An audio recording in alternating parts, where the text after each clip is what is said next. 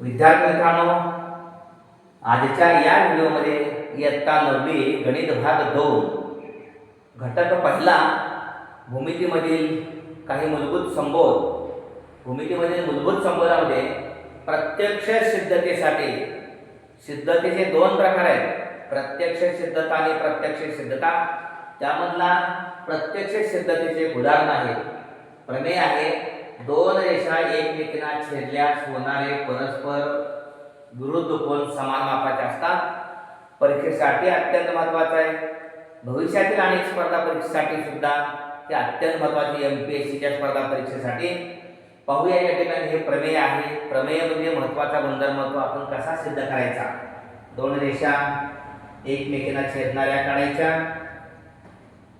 पहा या ठिकाणी ही रेषा AB आणि ही रेषा CD परस्परांना O बिंदूमध्ये छेदतात. आता या प्रमेयाच्या विधानाचं जे पक्ष आहे ते काय आहे, दोन रेषा एकमेकांना छेदतात म्हणजे कुठल्या रेषा, रेषा AB आणि रेषा CD परस्परांना O बिंदू छेदतात. दिलेल्या बाबीचं वर्णन म्हणजे पक्ष गिवन म्हणायचं. रेषा AB व रेषा CD परस्परांना O बिंदू छेदतात.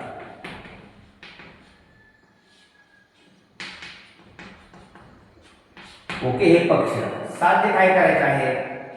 जर असा असेल, दोन रेषा एकमेकांना छेदत असेल तर विरुद्ध कोन एकरूप असतात. आता विरुद्ध कोन, कोन AOC चा विरुद्ध कोन, कोन BOD. कोन AOC चा विरुद्ध कोन BOC हे समान मापाचे. दुसरी जोडी कोन AOD, कोन AOC चा विरुद्ध कोन BOD. AOC चा BOD चुकून लिहिली या ठिकाणी, आणि कोन AOD चा विरुद्ध कोन BOC. आपल्याला हे समान मापाचे दाखवायचे. सिद्धता. आता सिद्धता लिहित असताना आपल्याला हे सिद्ध करण्यासाठी अन्य काही बाबी माहीत असतील, या सिद्धतेसाठी त्याचा वापर करायचा. आपल्याला माहिती आहे कोन AOC याला रेषीय जोडी तयार करणारा कोन BOC आहे, बरोबर. AOC आणि BOC हे रेषीय जोडीतील कोन आहेत आणि रेषीय जोडीतील कोनांच्या मापांची बेरीज अगदी बरोबर 180 अंश असते. Addition of linear pairs of angles is 180 degree. मग कोन AOC अधिक कोन BOC बरोबर 180 अंश. इतर रेषीय जोडीतील कोन विधान आहे, हे विधान आणि त्याचं कारण द्यायचं.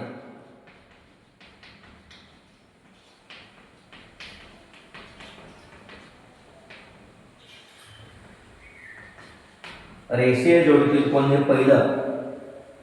याशिवाय याच AOC ला दुसरा रेषीय जोडी तयार करणारा कोन कोणता आहे, अगदी बरोबर AOD. तसेच म्हणायचं, तसेच कोन या AOC ला रेषीय जोडी तयार करणारा AOD हा कोन आहे, त्यांची पण बेरीज 180 अंश आहे. कारण द्यायचं रेषीय जोडीतील कोन.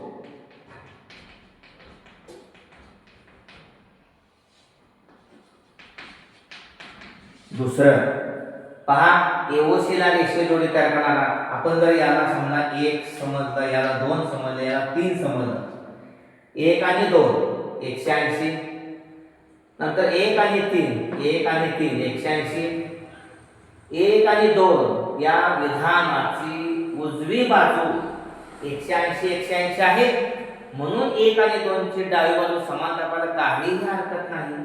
म्हणून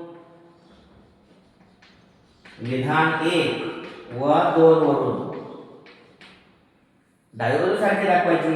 कोन AOC अधिक कोन BOC बरोबर कोन AOC अधिक कोन AOD. आणि मग या दोघांची बेरीज बरोबर या दोघांची बेरीज दोन्ही बाजू आपण पाहिल्या तर समान घटक कोणता आहे, कोन AOC. तो गेला, राहिलं काय? म्हणून कोण BOC बरोबर कोण AOD. पहा मिळालं का? कोण AOC अधिक कोण या ठिकाणी कोण BOC आणि AOD. AOC ला विरुद्ध कोण या ठिकाणी BOC आहे, BOC आणि AOC ला कोण BOD. ओके, हे मिळालं का इथं? कोण AOD आणि BOC. दुसरं मिळालं. तसेच दाखवते ते म्हणायचं. ओके, तसेच हे दुसरं मिळालं ना, असो ना. तसेच कोण AOC बरोबर कोण BOD दाखवता येते म्हणायचं.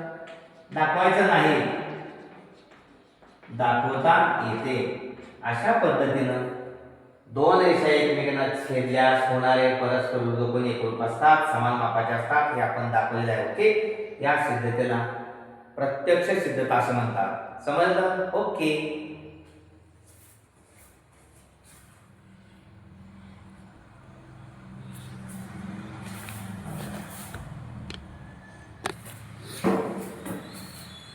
सराव संच 1.3 आहे प्रश्न. 1.3 सराव संच प्रॅक्टिस सेट नंबर 1.3. खालील विधाने जर तरच्या स्वरूपातल्या स्टेटमेंट्स दैनंदिन स्वरूपात लिहायचे आहेत. पहिलं, समांतरभुज चौकोनाचे सम्मुख कोण एकरूप असतात. हे विधान जर तरच्या स्वरूपात लिहित असताना या ठिकाणी आपल्याला माहित आहे हा चौकोनाचा प्रकार आहे समांतरभुज चौकोन. म्हणजे जर तरच्या स्वरूपात जर आणि तर हे शब्द आले पाहिजे. जर दिलेला चौकोन हा समांतरभुज चौकोन असेल तर त्याचे सम्मुख पण एकरूप असतात. जर आणि तर शब्द आले, जर दिलेला चौकोन समांतरभुज चौकोन असेल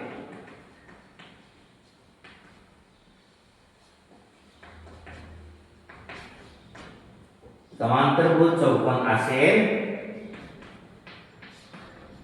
तर त्याचे सम्मुख पण एकरूप असतात.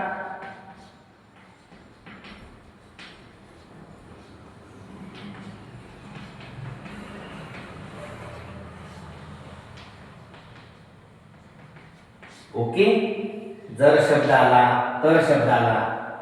जर दिलेला चौकोन समांतरभुज चौकोन असेल तर त्याचे सम्मुख पण एकरूप असतात. आता दुसरा हा पहिला झाला. आयताचे कर्ण एकरूप असतात. आयत हा सुद्धा कोणाचा प्रकार आहे? अगदी बरोबर, चौकोनाचा प्रकार. जर दिलेला चौकोन आयत असेल तर त्याचे कर्ण एकरूप असतात. ओके, जर दिलेला चौकोन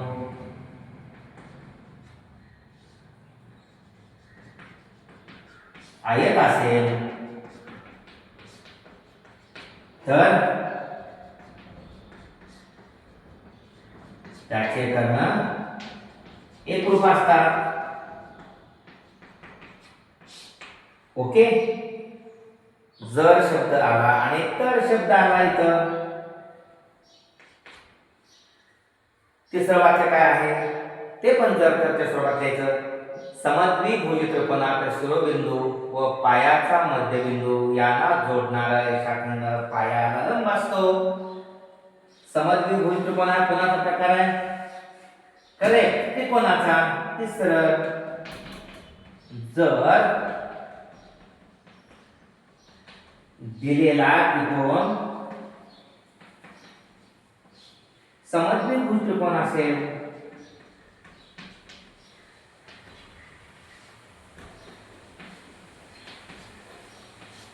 समद्विभुज त्रिकोण असेल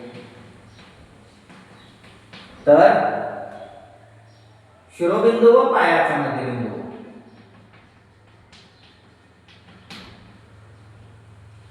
शिरोबिंदू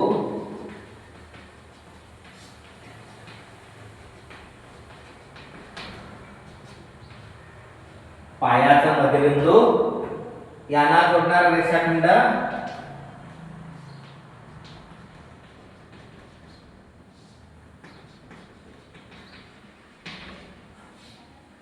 पायाला लंब असतो.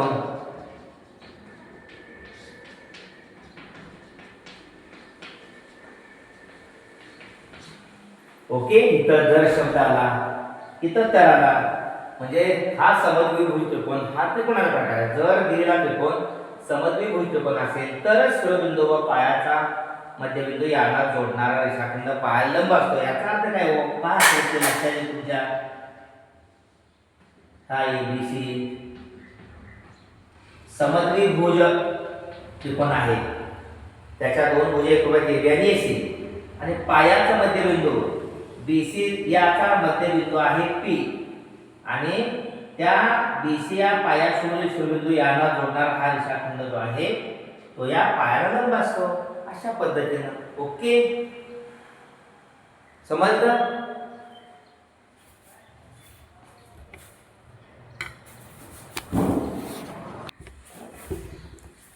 विद्यार्थी मित्रांनो, त्याचा दुसरा प्रश्न आहे, पुढील विधानांचे व्यत्यास लिहा. आता पहिलं विधान आहे, दोन समांतर रेषा व त्यांची छेदिका दिली असता होणारे व्युत्क्रम कोण एकरूप असतात. व्यत्यास म्हणजे काय? जर तरच्या स्वरूपात असलेले विधान, जरच्या समोरचा भाग तरच्या समोर जाणार, तरच्या समोरचा भाग मागे घ्यायचा, म्हणजे सशर्त विधानाचं उलट करायचं. व्यत्यास, पुढचा भाग मागे, मागचा भाग पुढे करायचा. चला, आता ह्या दोन रेषा समांतर आहेतच, छेदिकेने छेदले तर व्युत्क्रम कोण एकरूप असतात. म्हणजे दोन रेषांना छेदिके जर काय होणार, जर दोन रेषांना एका छेदिकेने छेदले असता जर व्युत्क्रम कोण एकरूप असतील तर रेषा समांतर असतात. ओके, अशा पद्धतीने हा पुढचा भाग मागे घ्यायचा. जर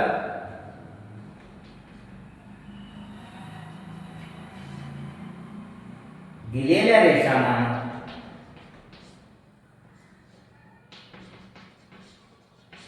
छेदिकेने छेदले असता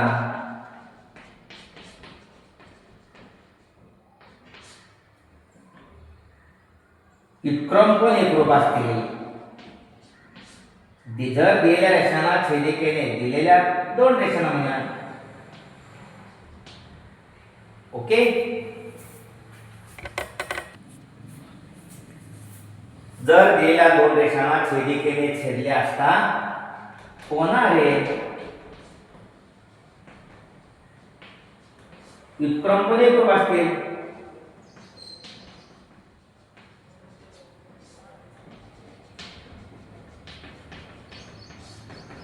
तर त्या रेषा समांतर असतात, त्या दोन रेषा. ओके, समांतर असतात. हा शब्द पुढे गेला, व्युत्क्रम कोण एकरूप असतात, हा पाठीमागे आला, हा व्यत्यास झाला. आता तिसरं विधान, आयताचे कर्ण एकरूप असतात. आता जर चौकोनाचे कर्ण एकरूप असतील तर तो आयत असतो, कारण आयत हा चौकोनाचा प्रकार आहे. एकरूप अगोदर कर्ण घ्यायचे आणि परत आयत म्हणायचं. व्यत्यास म्हणजे याचा सशर्त विधान काय होणार, जर दिलेला चौकोन आयत असेल तर त्याचे कर्ण एकरूप असतात. आपण जर दिलेल्या चौकोनाचे कर्ण एकरूप असतील तर तो आयत असतो. व्यत्यास, जर दिलेल्या चौकोनाचे कर्ण एकरूप असतील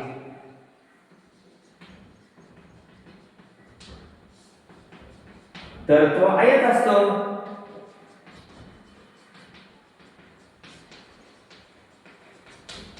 ओके, जर तर हा व्यत्यास झाला.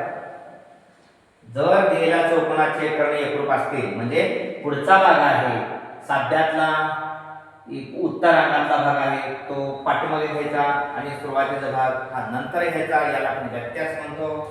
हा पहिल्याचा व्यत्यास आहे आणि हा तिसऱ्याचा व्यत्यास आहे. ओके, अशा पद्धतीने हा व्हिडिओ आपण स्वतः लाईक करावा, आपल्या सर्व नवीनच्या विद्यार्थ्यांच्यासाठी तो शेअर करावा. अद्यापही भोसले सर जाकले हे चॅनल सबस्क्राईब केलं नसेल तर जरूर सबस्क्राईब करा.